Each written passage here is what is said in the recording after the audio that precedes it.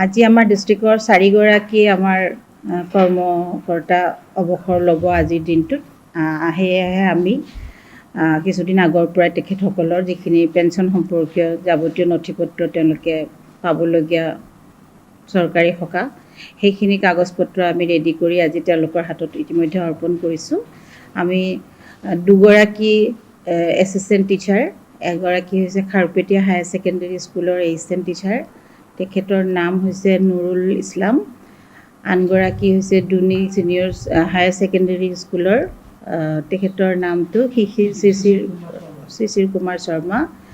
আৰু দুগৰাকী চতুৰ্থ বৰ্গৰ কৰ্মচাৰী, এগৰাকী হৈছে খলিহৈ আঞ্চলিক হাইস্কুলৰ আৰু এগৰাকী হৈছে গান্ধী স্মৃতি হায়াৰ ছেকেণ্ডেৰী স্কুল হাজৰিকাপাৰাৰ। এই 4গৰাকীক আমি আজি তেখেতসকলৰ অৱসৰৰ সময়ত পাবলগীয়া যিখিনি বেনিফিট তাৰে ওপৰত 4টা অৰ্ডাৰ আমি তেওঁলোকৰ হাতত আজি অৰ্পণ কৰিছোঁ। Provisional pension, leave salary, gratuity আৰু GIS।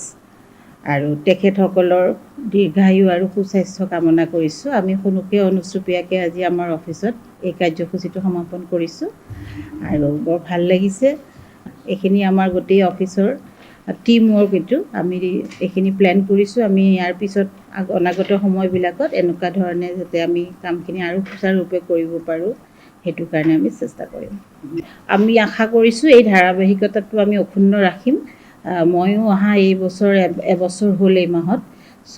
আহিয়ে কিছু কাম অকণমান চিজিল কৰোঁতে হয়তো সময় গৈছিলে, সেইকাৰণে আমি আগৰ মাহত কৰিব পৰা নাছিলোঁ। কিন্তু আমি এই বছৰতে আমি এইটো ষ্টেপ ল'লোঁ। গতিকে আমি এনেকুৱা প্ৰায় কোৱাৰ্টাৰতে পাৰিলে হওক বা ছমহীয়াকৈ বা নোৱাৰিলেও এটলিষ্ট আমি বছৰেকত এবাৰ হ'লেও এই তেনেকুৱা দিনত যোনদিনাখনেই তেওঁলোকে অৱসৰ পায় সেইদিনাখনেই তেওঁলোকৰ হাতত পেঞ্চন বেনিফিটখিনি উঠাই দিয়াৰ চেষ্টা আমি অব্যাহত ৰাখিম। মোৰ নাম মহম্মদ নুৰুল ইছলাম। মই খাৰুপেটীয়া উচ্চতৰ মাধ্যমিক বিদ্যালয়ৰ একাডেমিক ইনচাৰ্জ আছিলোঁ 2013 চনৰ পৰা।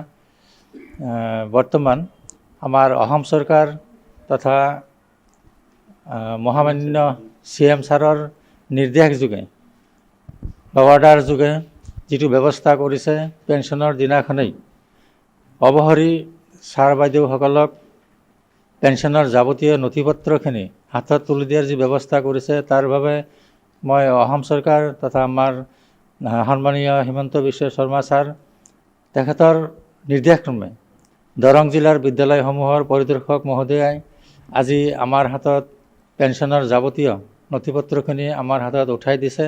তাৰ বাবে মই অসম চৰকাৰ তথা মঙলদৈৰ বিদ্যালয়সমূহৰ পৰিদৰ্শক মহোদয়াক কৃতজ্ঞতা জ্ঞাপন কৰিলোঁ, লগতে ধন্যবাদ জ্ঞাপন কৰিলোঁ।